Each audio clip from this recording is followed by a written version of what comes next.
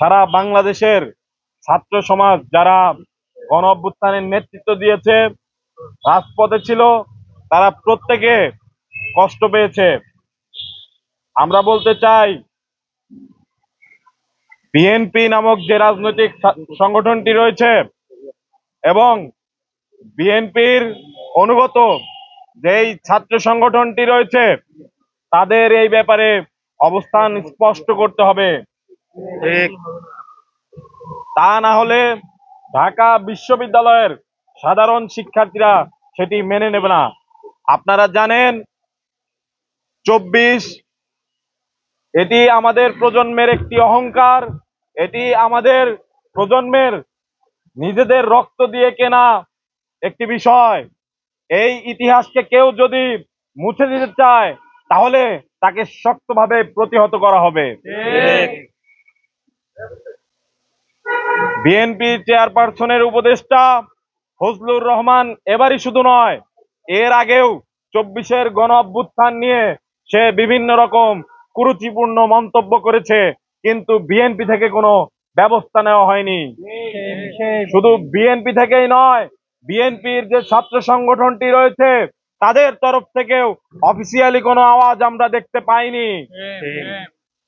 ঢাকা বিশ্ববিদ্যালয় এর শিক্ষার্থীরা 1921 সাল থেকে আজ পর্যন্ত যতগুলো আজাদীর আন্দোলন হয়েছে সবগুলোতে সম্মুখ সমরে থেকেছে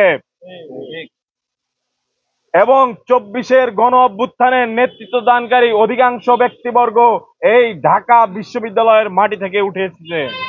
তাই 71 এবং 24 এই দুয়ের মাঝখানে দাঁড়িয়ে এই ফজলুর রহমানের মিথ্যাচারের ফলে 71 এবং 24 নামক যে বাইনারি সৃষ্টি হচ্ছে, তার ফলে বাংলাদেশের মানুষের যুগে যুগে চলা যে আজাদীর সংগ্রাম সেটিকে প্রশ্নবিদ্ধ করার পায়তারা করা হয়েছে বলে আমরা মনে করছি। আমরা ঢাকা বিশ্ববিদ্যালয়ের শিক্ষার্থীবৃন্দ,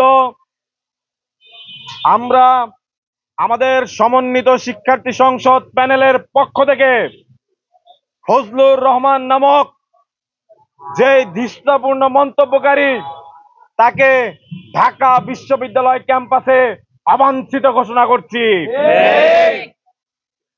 যতক্ষণ না পর্যন্ত বিএনপির অনুগত ছাত্র সংগঠন তাদের অবস্থান ক্লিয়ার না করবে, আমরা সাধারণ শিক্ষার্থীদের পক্ষ থেকে তাদের প্রতিও আমরা সন্দেহ প্রকাশ করব।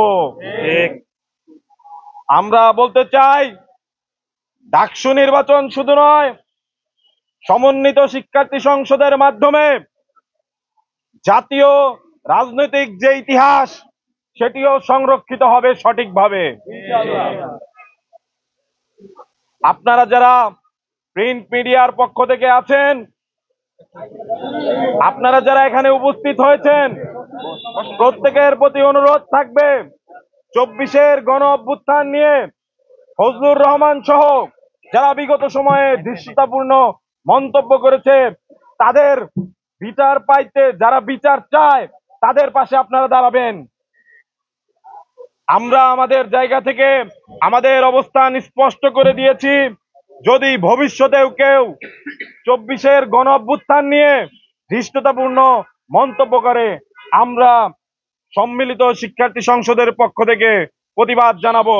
এবং ফজলুর রহমান যদি ঢাকা বিশ্ববিদ্যালয় ক্যাম্পাস এবং তার আশেপাশের কোন এলাকায় আসে, তাহলে আমি মাহিন সরকার এবং সমন্বিত শিক্ষার্থী সংসদ মিলে তাকে প্রতিহত করা হবে।